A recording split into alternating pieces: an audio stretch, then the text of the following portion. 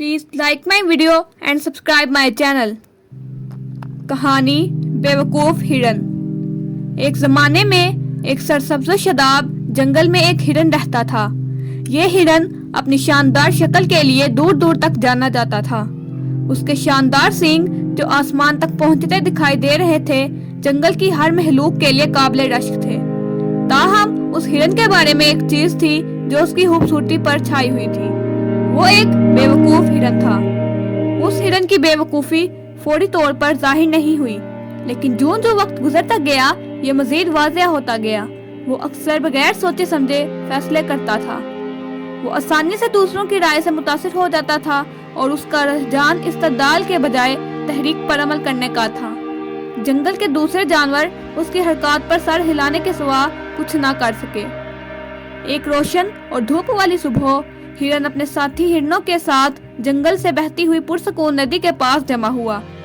वो दिन के लिए अपने मंसूबों पर तबादला ख्याल कर रहे थे और हिरन हमेशा की तरह अपने साथियों को मुतासिर करने के लिए बेताब था। मैंने सुना है कि जंगल के दूसरी तरफ साशाहा का एक शानदार मैदान है। उसने जोशो खरोश से ऐलान किया। मुझे लगता है कि हम सबको वहां जाना चाहिए और जंगल में अब तक के सबसे लजीज साशाहा के दरख्त की दावत करनी चाहिए। दूसरे हिरनों ने शकी नजरों का तबादला किया।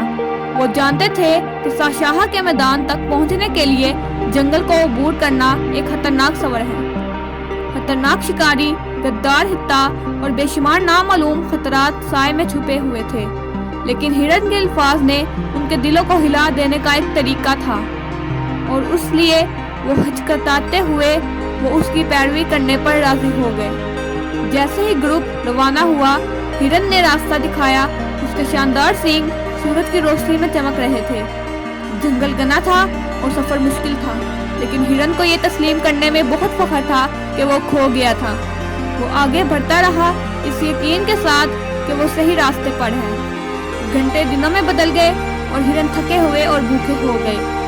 वो पहले से कहीं ज्यादा जंगल में भटक चुके थे और खौफ उनके दिलों में घुसने लगा था।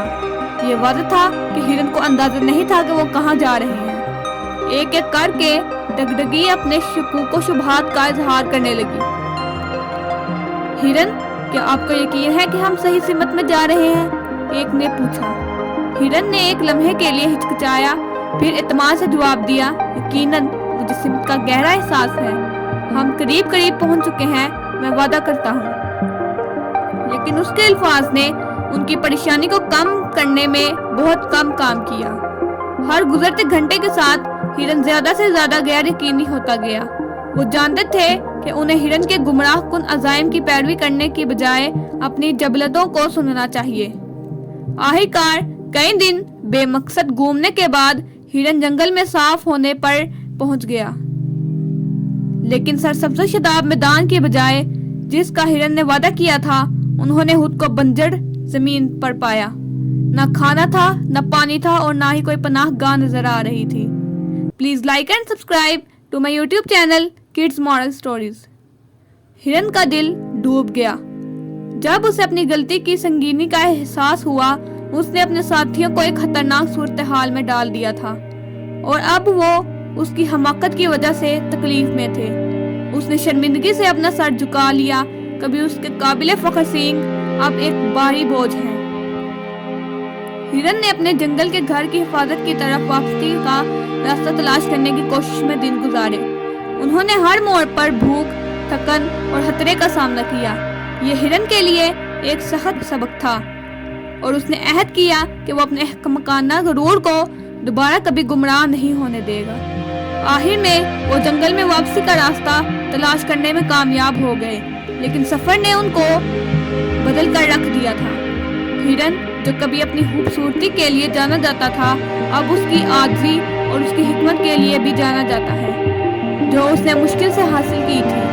उसने सीखा था कि दूसरों की नसीहतों को सुनना और अमल करने से पहले सोचना बेहतर है, क्योंकि अहमकाना गुरूर सबसे शानदार हिरन को भी गुमराह कर सकता है।